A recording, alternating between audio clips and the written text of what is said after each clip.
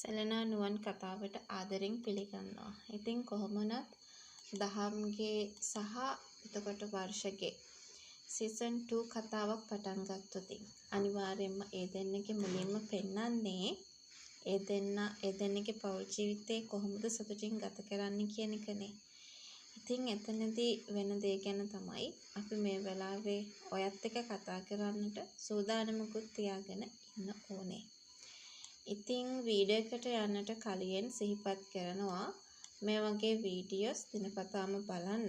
ඔයා කැමැත්තක් ඒ වගේම උනන්දුවක් තියාගෙන ඉන්න කෙනෙක් නම් එහෙනම් අනිවාර්යෙන්ම මගේ channel එක subscribe කරලා මාත් එක්ක එකතු වෙන්න අමතක කරන්න එපා කියන කතාව ගැන අපි අනිවාර්යෙන්ම උනන්දුවෙන්ම මතක් කර ඉන්නවා කියන කතාව ගැන තමයි අද අපි හැමෝම කතා කරන්නටත් අවස්ථාවක් තියාගෙන ඉන්න ඕනි කියන කතාව ගැන මම මේ වෙලාවේ ඔයාට මතක් කරලා දෙන්නට උනන්දුවක් තියාගෙන ඉන්නවා කියන කතාව ගැන තමයි අද අපි හැමෝම මේ වෙලාවේදීත් කතා කර ගන්නට උනන්දුවක් තියාගෙන ඉන්න ඕනි කියන කතාව ගැන මම මේ වෙලාවේදී ඔයාට මතක් කරලා දෙනවා.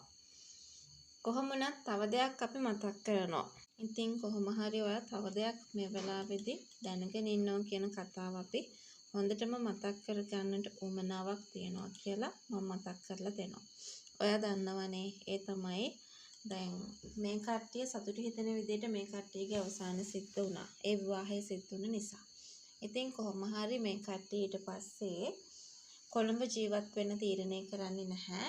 පිනදිය ගම තමයි ජීවත් වෙන්න තීරණය කරන්නේ. ඉතින් මේ වෙනකොට එයාගේ කම්පැනිය දියුණු වෙලා ඊට පස්සේ රටවල් වලට පවා ඒගොල්ලන්ගේ බඩු විශේෂයෙන්ම පළතුරු වලින් හදපු කෑම ಜಾති අන්න ඒ දේවල් යවන තත්යකට තමයි පත් වෙලා තියෙන්නේ.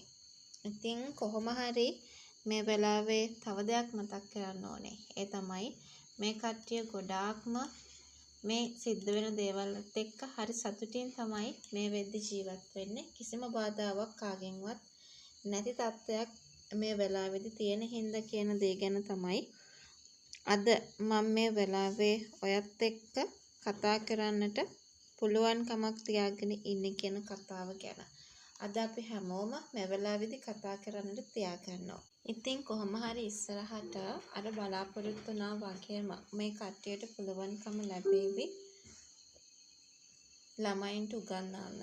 ඉතින් මේ හැමදේම නොමිලේ සිද්ධ වෙන දේවල්. ඉතින් ගමේ හැමෝම මේ කාලෙදි ගොඩාක් සතුටින් තමන්ගේ කාලය ගත කරනවා අපිට බලා ගන්න ලැබෙවි කියන කාරණාව තමයි අද අපි හැමෝම මතක් කරන්නට ඕනේ.